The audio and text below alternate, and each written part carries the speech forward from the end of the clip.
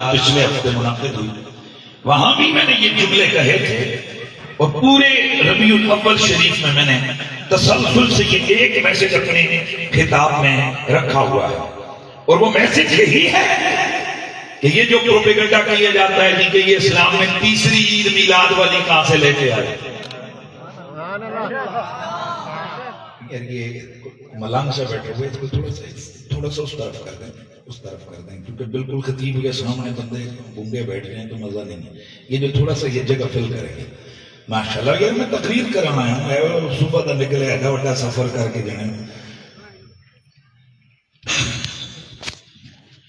میں عرض کر رہا تھا کہ یہ سوال ہوتا ہے کہ یہ جس بچے کو ہٹا دو بیٹا، بار بار یہ نہیں ہے جس کا بیٹھ جائیں اٹھا دو، یہ بار بار یہ بچہ تنگ ہے، اس طرف چلے جائے، اس طرف جو بیٹھو، تھوڑا سا اس کو درد کر دینا۔ میرے خطیب کے بالکل سامنے اللہ کے بندوں کیسے بٹھا دیے، میں کو صرف آنکھیں بند کر کے پڑھنے والا تو نہیں ہوں۔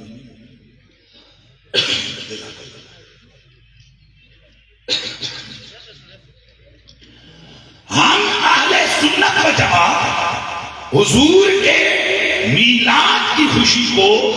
عید کی خوشی سے زیادہ سمجھتے ہیں۔ یہ سوال ہوتا ہے اسلام میں تیسری عید کدھر سے لے کے آئے ہو؟ یہ سوال بتا رہا ہے کہ سوال کرنے والے صاحب نہ قرآن پڑھے ہوئے ہیں اور نہ حدیث پڑھے ہوئے ہیں، اس لیے کہ اگر حدیث کا مطالعہ ہوتا تو یہ صرف دو عیدیں لے کر نہ بیٹھتے، کیونکہ میرے نبی رحمت رسول معظم کی صحیح حدیث ہے، مستدرک علی الصحیحین میں ایک دفعہ عید الفطر جمعے والے دن آئی تو میرے نبی نے فرمایا اجتمع علیکم عیدان، آج اللہ نے تمہارے لیے دو عیدیں جمع کر دی۔ اور دوسری حدیث ہے جسے امام عباسی رحمت اللہ تعالی علیہ نے روایت کیا، اور وہ حدیث یہ ہے کہ میرے نبی رحمت رسول معظم صلی اللہ علیہ وآلہ وسلم نے فرمایا کہ اللہ کے ہاں سب دنوں کا سردار جمعے کا دن ہے، اور حضور نے فرمایا کہ عید الفطر اور عید الاضحیٰ سے بھی زیادہ افضل دن ہے۔ اس کے علاوہ 20 احادیث موجود ہیں، ترمذی میں، نسائی میں، دیگر صحاح میں، جن میں یہ واضح طور پر موجود ہے کہ مسلمانوں کے لیے جمعہ بھی عید ہے۔ ماشاءاللہ ذرا جانیں گے مسلمانوں کے لیے جمعہ بھی عید ہے، تو پھر یہ سوال کرنا کہ یہ اسلام میں تیسری عید میلاد والی کہاں سے آئی، پتہ چلا کہ جناب کی جہالت ہے، وگرنہ جمعے کو عید میں سے نہ نکالتے، نبی تو عید کہہ رہے ہیں اور آپ اسے شمار بھی نہیں کر رہے۔ اور ترمذی شریف کی روایت موجود ہے جس میں 9 ذی الحجہ یعنی یوم العرفہ کو میرے نبی نے عید قرار دیا، یوم النحر 10 ذی الحجہ کو عید قرار دیا، ایام تشریق کو عید قرار دیا۔ تو جب یہ اتنے ایام عید ہیں تو ہم یہ کہتے ہیں یہ جو عید میلاد النبی ہے یہ عید اس معنی میں ہے جس معنی میں یہ لفظ قرآن میں حضرت عیسیٰ علیہ السلام کی دعا میں استعمال ہوا ہے۔ اللہ کے نبی حضرت عیسیٰ علیہ السلام اپنی حواریوں کے سامنے بیٹھے ہیں تو حواری عرض کرتے ہیں پیغمبر ہمارے لیے کرم کیجئے، کچھ آسمان سے کھانا آ جائے، اپنا معجزہ دیکھا جائے۔ تو حضرت عیسیٰ علیہ السلام آپ نے فرمایا ٹھیک ہے، ہاتھ اٹھائے، ربنا انزل علینا مائدۃ من السماء۔ سورہ مائدہ اسی لفظ کی وجہ سے اس سورت کا نام ہی سورہ مائدہ پڑا۔ مائدہ کہتے ہیں دسترخوان، یعنی ایسا کپڑا جس کے اندر کھانا جو ہے نا وہ بند ہوا ہو۔ تو اللہ کے نبی نے دعا کی، یا اللہ آسمان سے ہمارے اوپر کھانا نازل فرما، جب تو یہ کھانا نازل کرے گا تاکہ تکون لنا عیدا لاولنا وآخرنا، تو یہ ہمارے اگلوں پچھلوں کے لیے عید ہو جائے۔ امام قرطبی رحمۃ اللہ تعالی علیہ آپ فرماتے ہیں کہ اس کا کیا مطلب ہے؟ فرمایا دعا کا مطلب یہ تھا، مولا جس دن تو ہمیں یہ کھانا عطا کرے گا، ہمارے اگلے بھی اس دن کی تعظیم کریں گے، ہمارے پچھلے بھی اس دن کی تعظیم کریں گے، اور اس دن کو خوشیاں منائیں گے، فرحت و سرور و انبساط کا اظہار کریں گے۔ اللہ اکبر۔ تو جب دسترخوان نازل ہوا، قوم نصارہ وہ دن اتوار کا تھا، اس لیے ہر اتوار نصرانیوں کے ہاں عبادت کے لیے مخصوص ہو گیا۔ کیوں کہ اس دن اللہ وحدہ لا شریک نے اپنے پیغمبر جناب عیسیٰ کو ایک معجزہ دیا، ان کی دعا قبول ہوئی۔ توجہ فرمائیے۔ تو حضرات جس دن ایک دسترخوان آئے، ایک نبی کا معجزہ ظاہر ہو، وہ دن تو اس امت کے اگلوں پچھلوں کے لیے عید بن جائے، اور جس دن سراپا معجزہ رب کی نعمت کبریٰ، رحمت عظمیٰ، رحمت للعالمین دنیا میں آئے، تو کیا ان کے اگلوں پچھلوں کے لیے یہ دن رحمت والا، برکت والا اور عید اور خوشی والا نہیں ہوگا؟ اور قبلہ میں ایک حوالے کے لیے یہ موضوع آگے چلا ہے، میں بڑا توجہ چاہوں گا آپ سب لوگوں کی۔ المعجم الوسیع، یہ بڑی مشہور کتاب ہے اور ڈکشنری ہے، آپ گوگل پہ بھی اس کو سرچ کر سکتے ہیں، بڑی مشہور کتاب۔ اس میں عید کسے کہتے ہیں اس کی ڈیفینیشن بیان کی۔ عید کس کی؟ عید تو کہتے ہیں العید کل یوم یحتفل فیہ بذکر کریمہ او حبیبہ۔ یار بہت مزے کی بات ہے، اگر آپ توجہ کریں گے تو میرے خیال میں مسئلہ ہمارے لیے بڑا سمجھنا آسان ہوگا۔ ہم لوگ حضور کی آمد کی خوشی کو سب خوشیوں سے بڑی خوشی سمجھتے ہیں، اور ہمارا یہ نظریہ ہے کہ اگر عید میلاد نہ ہوتی تو کوئی عید نہ ہوتی۔ عید کسے کہتے ہیں؟ میں نے جس وقت یہ حوالہ پڑھا، میری جسے کہتے ہیں نا طبیعت خوش ہو۔ معجم الوسیع یہ ڈکشنری ہے، عربک ڈکشنری، اس میں وہ عید کی ڈیفینیشن بیان کرتے ہیں۔ کہتے ہیں ویسے تو خوشی کا دن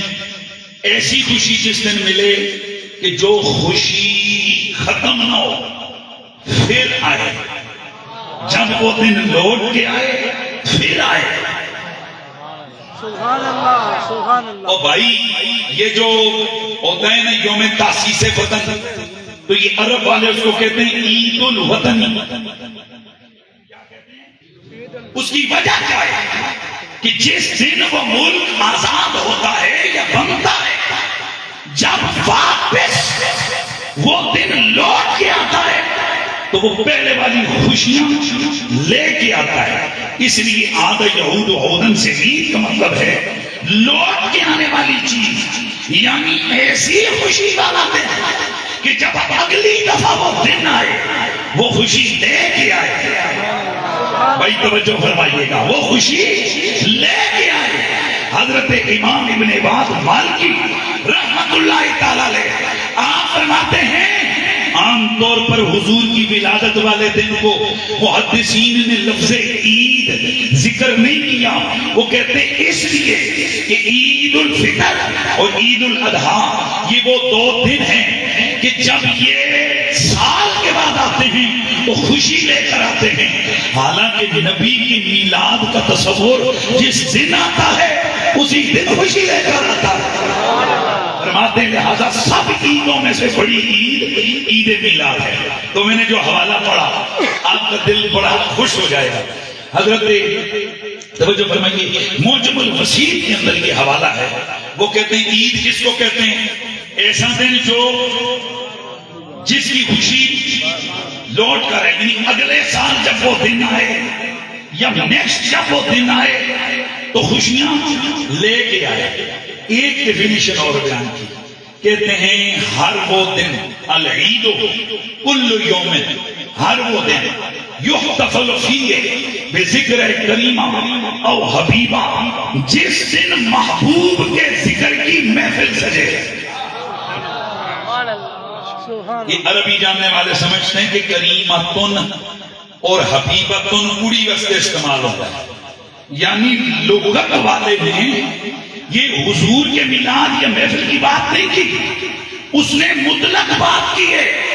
کہ جب کسی عاشق کے سامنے اس کی محبوبہ یا اس کے دنیاوی محبوب کا ذکر ہو تو اس کے لیے وہی عید کا دن ہے۔ تو میں کہتا ہوں اور جب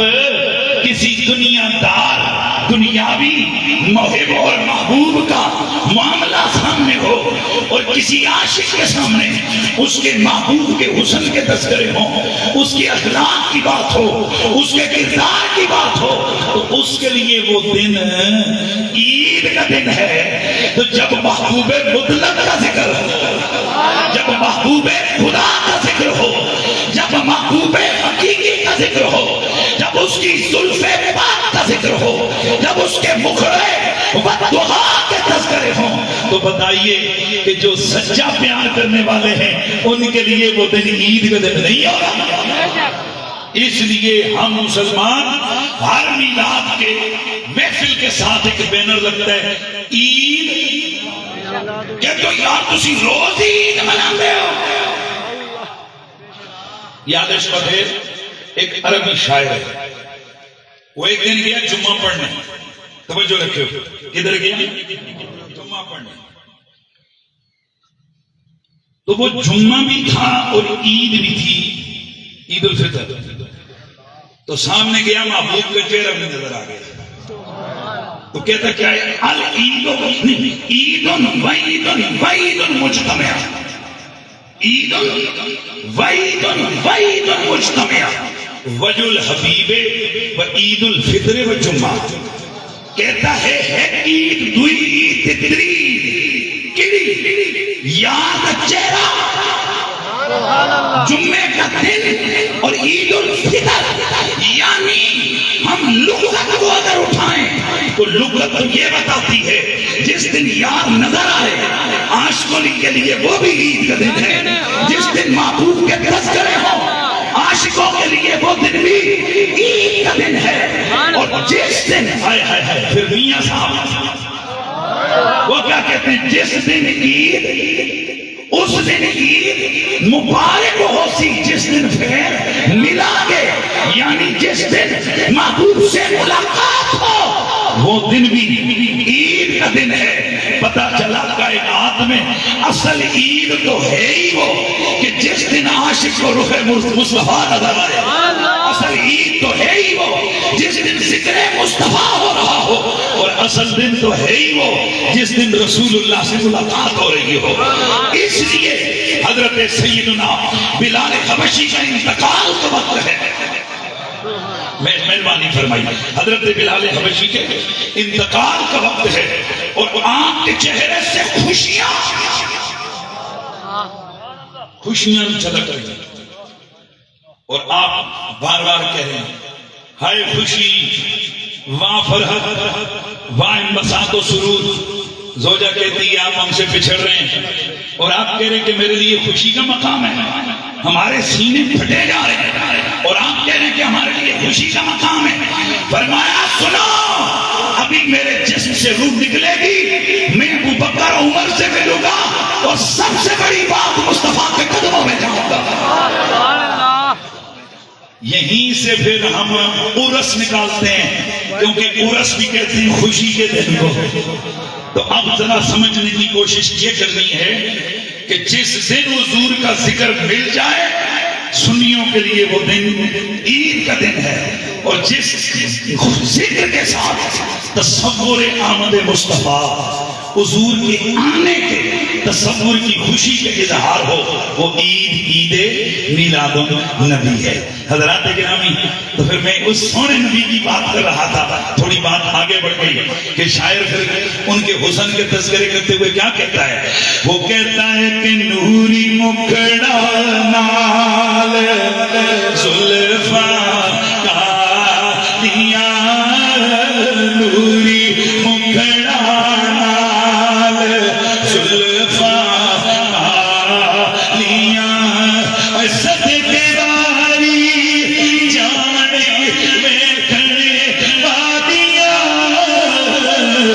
وادیاں، نوری مکھڑا نال عشق میں چلے بازی لے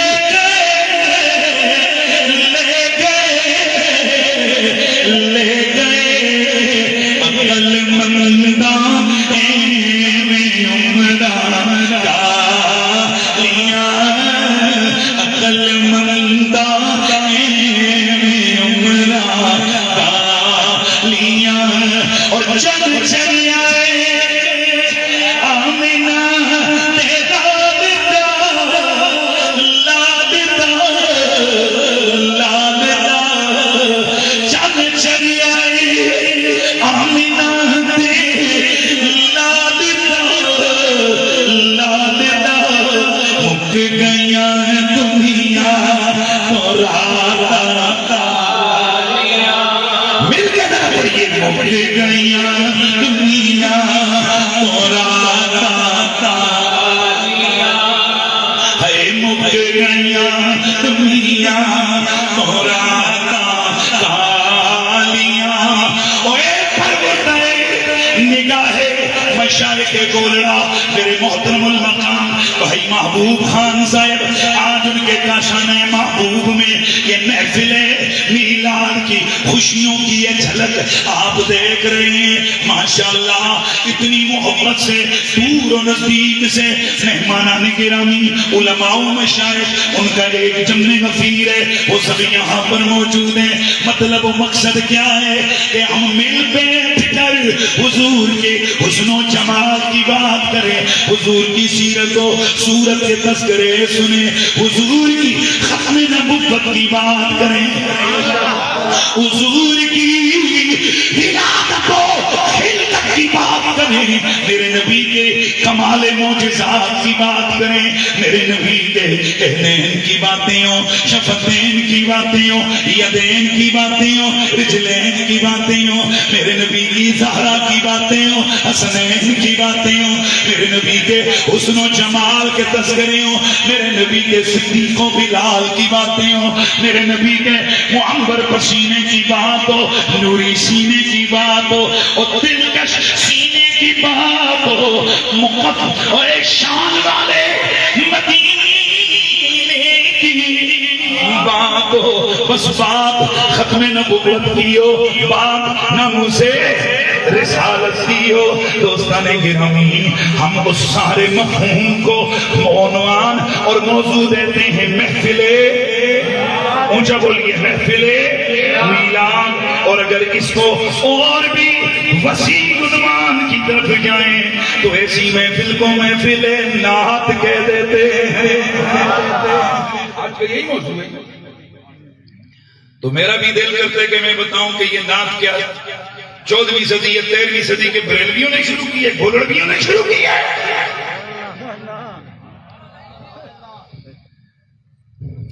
آپ ریسرچ کریں تو جو نعت کا یہ کنسپٹ ہے جو ہمارے ہاں، یعنی ہمارے ہاں نعت کا یہ کنسپٹ ہے نا کہ ہم اشعار کی صورت میں حضور کی مدح سرائی کو کیا کہتے ہیں؟ نعت، وگرنہ نعت کا عمومی مفہوم ہے تعریف۔ اس تاریخ کو اگر دیکھیں تو وہ تو بہت پرانی تاریخ ہے، وہ تو عالم ارواح میں یہاں کئی سطحی اور پوزا جیسے کہتے ہیں نا لوٹے کی نلکی جتنا علم ہے۔ چند دن مدرسوں میں چلے گئے، مفکر اور مدقق بن کے جناب قوم کو گمراہ کرنے لگ گئے۔ کئی دفعہ یہ بیان کیا جاتا ہے کہ حضرت آدم نے آل نبی کا وسیلہ دیا، تو ایک بڑا اعتراض ہوتا ہے کہ اس کا مطلب ہے کہ آل نبی حضرت آدم سے افضل ہے، کیونکہ جناب نبی ہو کر انہیں کسی چھوٹی شان والے کا وسیلہ دینے کی کیا ضرورت ہے؟ میں سمجھتا ہوں انہوں نے بخاری نہیں پڑھی، انہوں نے مسلم ہی نہیں پڑھی، کہ جنہوں نے یہ نظریہ امت کو دیا ہے کہ مفضول کا وسیلہ افضل نہیں دے سکتا، حالانکہ بھول گئے ہو جب میرے مصطفیٰ کے یار اصحاب جسموں پہ پھٹے ہوئے کپڑے، سردی کا موسم، ٹھٹکتے جسم، ہجرت کر کے جب مدینے میں آئے، ایک دن میرے مصطفیٰ نے ان مہاجرین صحابہ کی حالت دیکھی کہ جسموں پر جگہ جگہ پہمند لگے ہوئے اور پاؤں کے اندر ان کے جناب ننگے پاؤں اور سردی سے کانپ رہے، لیکن ڈٹ کے عبادت کر رہے۔ میرے نبی نے ہاتھ اٹھایا، وہ ہاتھ اٹھا کے فرمایا یا اللہ تجھے ان بکھرے مدد ہے، کوئی نہیں آیا۔ اس کا مطلب یہ ہوا کہ اگر میرا نبی صحابہ کا وسیلہ دے تو یہ افضل مفضول کا وسیلہ دے رہا ہے، تو پھر کیا چھپے کی بات ہے کہ حضرت آدم نے جب وسیلہ دیا، حالانکہ انہوں نے وسیلہ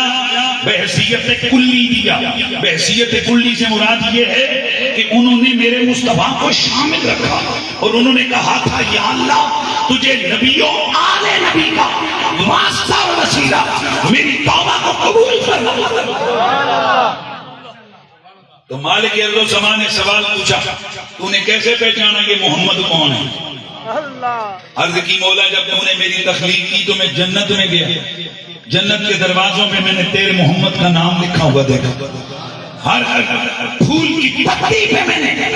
ہر حور و علما کی پیشانیوں پہ، ان کے سینوں پہ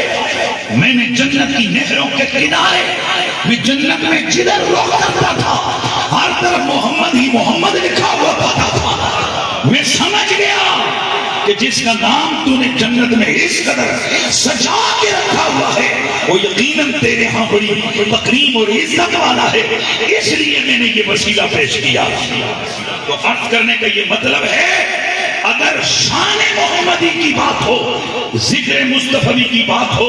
یہ ذکر تو آدم نے اپنے دور میں کیا، نوح نے اپنے دور میں کیا، پیغمبر ابراہیم نے، تو اس کا مطلب ہے جب میرے نبی کا ذکر ہو رہا ہے تب میرے نبی کی نعت ہو رہی ہے۔ تو یہ تو پھر تاریخ بڑی پرانی ہے جی کس کی؟ نعت کی۔ لیکن اگر نعت سے مراد آپ کا یہ ہو کہ جی یہ جو شعر کی صورت میں جو کمال رسالت بیان کیا جاتا ہے، تو اس کی جب ہم تاریخ دیکھتے ہیں تو ہماری نظر میں یہ آتا ہے کہ حضرت نبی پاک کی ولادت سے 1000 سال پہلے، بھئی میرے پاس جتنا وقت ہے میں نے اس کے اندر محدود وقت میں گفتگو کرنی، کتنا؟ 1000 سال پہلے طب حمیری ایک بادشاہ ہے، اس کی جماعت میں 400 علماء ہیں، اور یہ بڑا مذہبی بادشاہ ہے، اور یہ جب کبھی بھی